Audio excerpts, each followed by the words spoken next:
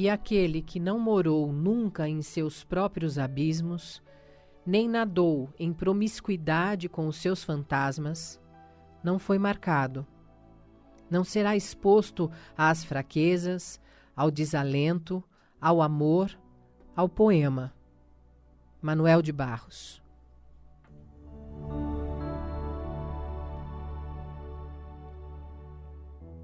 Muito boa tarde, é um prazer enorme estar de volta. Mais um sabadão cheio de carinho quentinho, de força na peruca, cola na dentadura e acreditando na foto. Porque se a gente não acredita na nossa foto, quem é que vai acreditar? Não tem ninguém não. Ou é você, né? E pensando nisso, hoje eu acho bacana a gente conversar sobre um assunto que é, no mínimo, um tabu, algo bastante delicado, que a gente conhece e quando é falado, também tem uma série de restrições, preceitos, preconceito. E no fim da história, quem sai mais machucado é o nosso coração, é o nosso corpo, é a nossa alma. Vamos falar de choro, né? Chorar. Como é que a gente convive, como é que a gente se permite, o que a gente entende desse aspecto, dessa característica humana e como é que a gente faz parceria com esse dom que o humano tem, que o ser humano tem, e é tão precioso e tão fundamental para a saúde física, emocional, mental, energética e espiritual do ser humano. O choro é algo que, na nossa cultura principalmente, é muito mal visto, né? Assim, com um apanhado bem superficial, né? O choro na nossa cultura é denominado como significado, denominado como fraqueza, como sensibilidade de maneira pejorativa, como um aspecto que mostra a não coragem, o acovardamento, a covardia de uma pessoa, a dificuldade dessa pessoa de lidar com as marés da vida e por aí vai, né? Choro é sinônimo muitas vezes principalmente para a ala masculina, muitas vezes de sensibilidade exagerada e parecer uma mulherzinha, como se ser mulherzinha fosse algo muito ruim, né? Então já tem uma carga de machismo muito grande nesse tipo de conceito. Enfim, choro não é bem visto, não é bem aceito, não é bem incorporado, não é bem vivenciado por grande parte da população humana.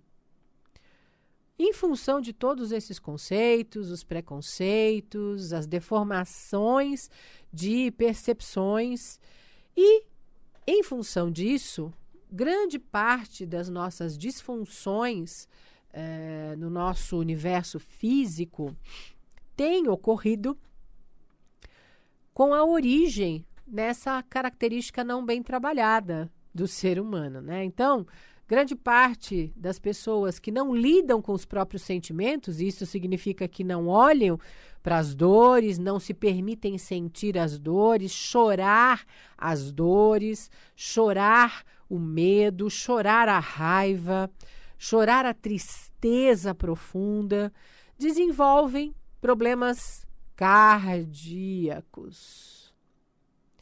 desenvolvem problemas renais, desenvolvem problemas no universo da cabeça, né? Então, dores de cabeça, sinusites, todas as disfunções que têm terminação ITE já tem essa percepção, né, essa consciência de que tem a ver com uma autoexigência e autocrítica exagerada. E entrando nessa percepção de conceito, grande parte das pessoas que tem essa autocrítica exagerada estabelece em si um padrão de comportamento, uma postura, de tal forma que não se permite sentir muitas vezes. E aí dá margem para a gente pesquisar uma série de disfunções que acontecem no físico e no emocional do ser humano e no energético e espiritual, que vem dessa negação desse ato de chorar. Na nossa cultura, o significado do choro estruturado, né, na nossa língua choro ou pranto, que é o choro em excesso, ou ato de chorar ou lacrimejar, é um efeito fisiológico dos seres humanos que consiste na produção, em grande quantidade de lágrimas dos olhos, geralmente quando estão em estado emocional alterado, como em casos de medo, tristeza, depressão, dor, saudade, alegria, raiva, aflição e por aí vai. O sistema límbico, sistema do cérebro responsável pelos sentimentos, associa um estímulo emotivo com aqueles que já temos guardados, gerando algumas respostas, sendo que uma delas é o choro. Ou seja, quando a gente nega esse sistema efeito fisiológico, a gente embota toda a produção saudável de todos os sistemas corporais. Isso é bem simples de entender, né? A gente não está entrando ainda no aspecto emocional. Quando a gente nega, reprime, castra esse sistema, esse efeito fisiológico do corpo, né? Como diz lá no significado do choro, eu impeço que os meus sistemas todos funcionem, continuem funcionando de maneira saudável, porque eu impedi um efeito natural fisiológico. Então, eu senti a dor, eu senti a tristeza, eu senti o medo, eu senti a raiva, eu senti a alegria, eu senti o conflito, a confusão mental, e não me permiti, veio a vontade do chorar, do vazar, eu castrei, não me permiti, porque eu sou homem e homem não chora, porque eu não quero parecer sensível demais, porque quando a gente chora todo mundo fica observando, porque as pessoas criticam quem chora, porque é sinal de fraqueza, porque é sinal de sensibilidade exagerada e por aí vai. E eu não quero me sentir avaliado negativamente. Eu não quero que as pessoas construam uma imagem minha, a meu respeito, baseadas nesse tipo de realidade, de ação.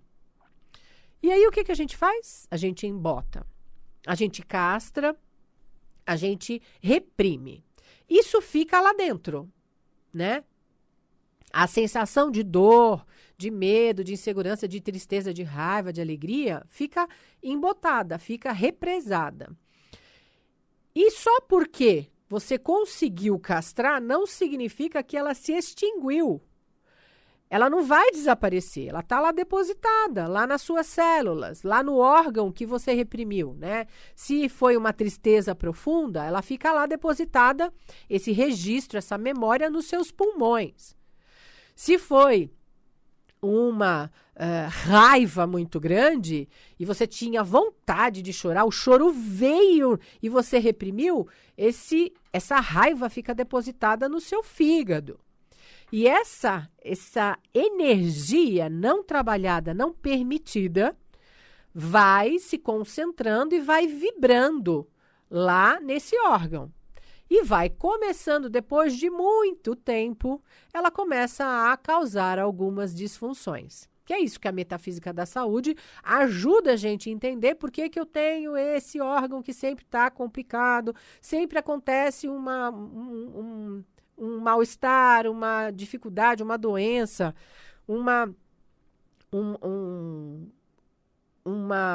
como é que eu posso dizer, um travamento, uma obstrução energética. Sempre que eu vou lá na acupuntura, tem os meus meridianos que estão relacionados a esse órgão, que sempre está obstruído. E aí a metafísica da saúde vai ensinar e fazer você entender o que significa estar concentrado uma energia paralisada lá, obstruído aquele meridiano. E aí você vai se dar conta, grande parte das vezes, que foi aquele sentimento que você reprimiu, que foi aquele choro que você não se permitiu e que agora está depositado. E quantos choros e quantos sentimentos você não deu vazão, você não se permitiu vivenciar. De novo, por quê? Que o ser humano aprende isso, assume isso como verdade e cria uma carapaça em torno de si, impedindo que ele consiga fluir em sua natureza e expressar-se com naturalidade. Porque nós aprendemos a olhar com a referência externa. Porque você é o tipo de pessoa, se você está se identificando com tudo que eu estou falando, você é o tipo de cara que decidiu se encaixar tão lindamente, perfeitamente no estereótipo do que é o modelo do certo, do adequado, da cultura e da sociedade. Você se encaixou nos padrões de tal forma que você aprendeu a negar essa visão interior, você aprendeu a não olhar para dentro, a não permitir que a sua alma, o seu corpo se expresse através desses efeitos naturais, fisiológicos, porque você aprendeu a olhar para fora.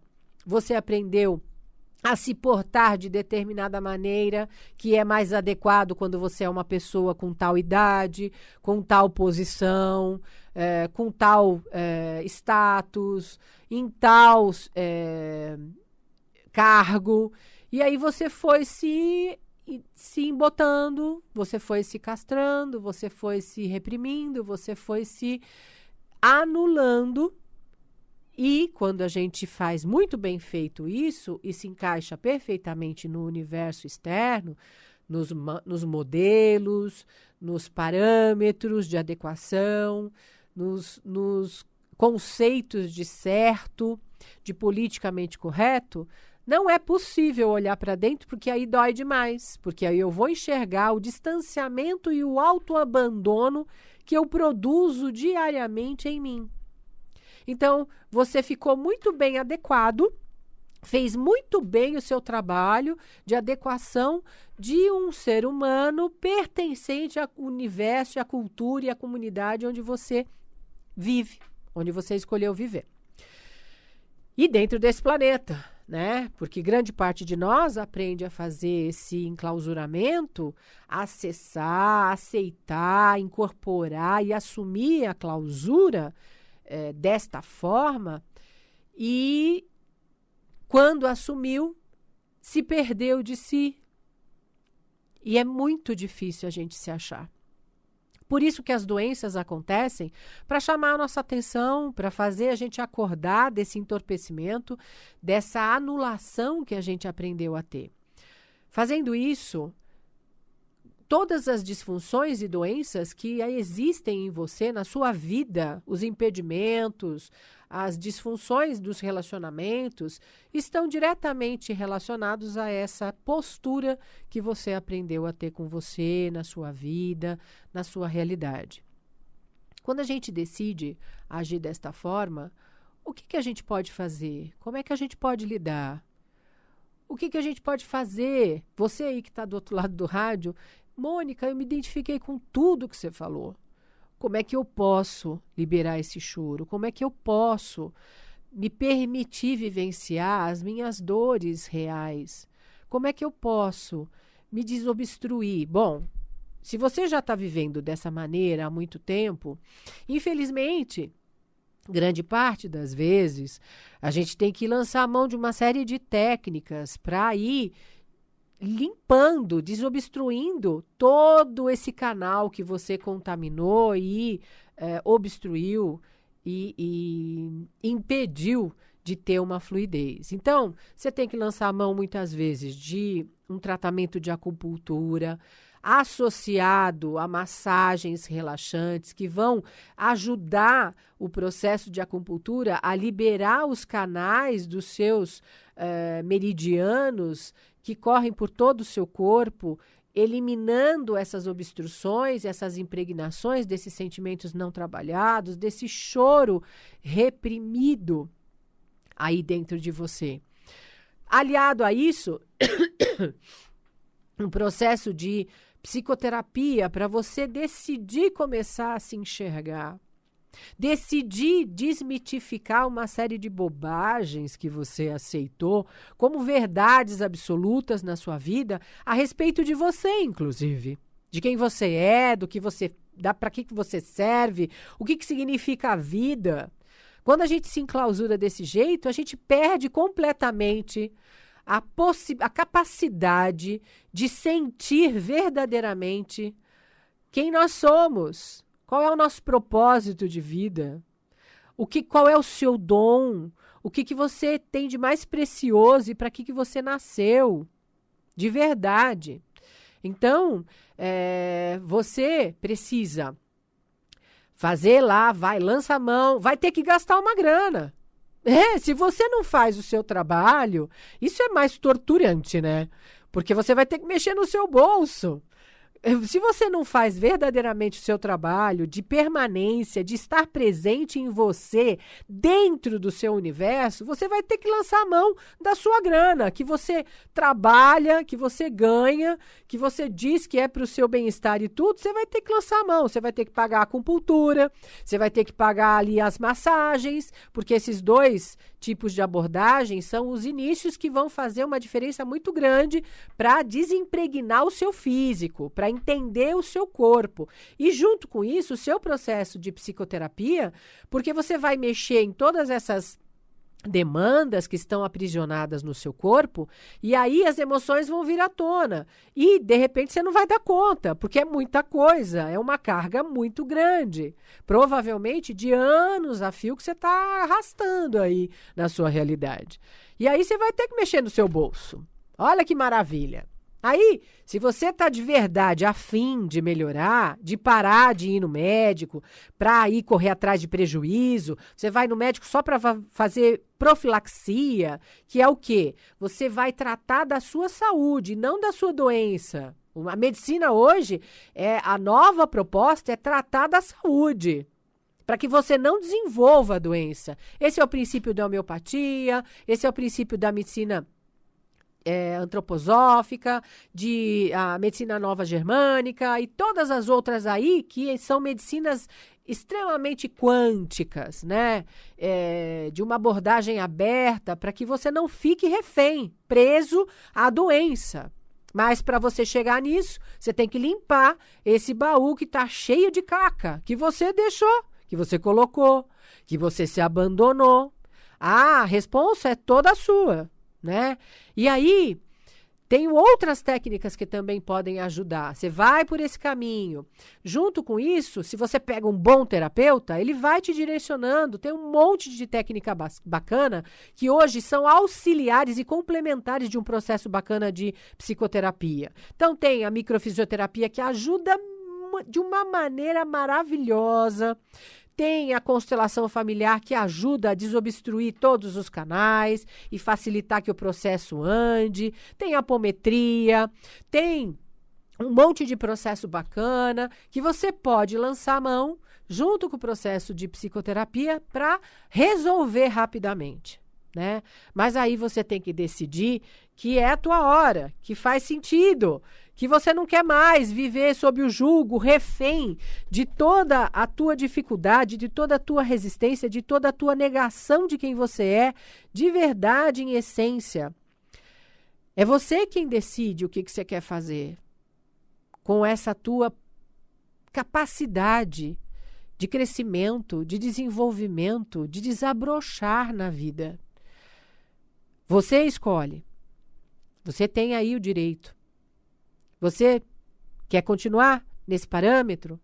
Então, assuma aí que as suas doenças vão fazer parte da sua vida, você vai viver em parceria com estas dores, com todas as nuances que vão acontecendo depois de muitos anos de negação do seu choro, dessa ferramenta preciosa que é o ato de chorar as suas dores, os seus amores, as suas saudades, as suas tristezas, as suas raivas, as suas emoções. Porque não é à toa que nós tivemos lá na formação do nosso corpo físico os dois canais lacrimais. Não é só de enfeite, não é só para lubrificar o seu olho. É para que você possa vazar as suas dores, as emoções e não exploda com o depósito delas sem serem trabalhadas. Então, chorar é saúde, chorar é necessário. E você, homem, que ainda fica botando uma banca ou refém de todos esses conceitos antiquíssimos, lá da Idade da Pedra, repense a sua existência. Você precisa aprender a chorar.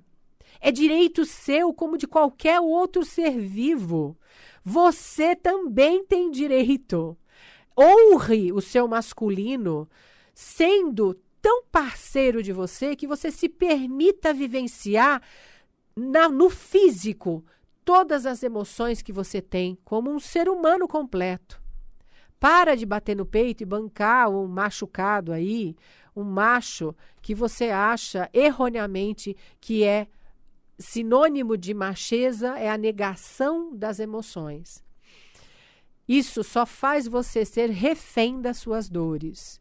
E você tem tanto direito quanto qualquer outra pessoa, outro ser humano neste mundo, de ter saúde emocional, física, mental, energética e espiritual. Repense os seus conceitos. Repense.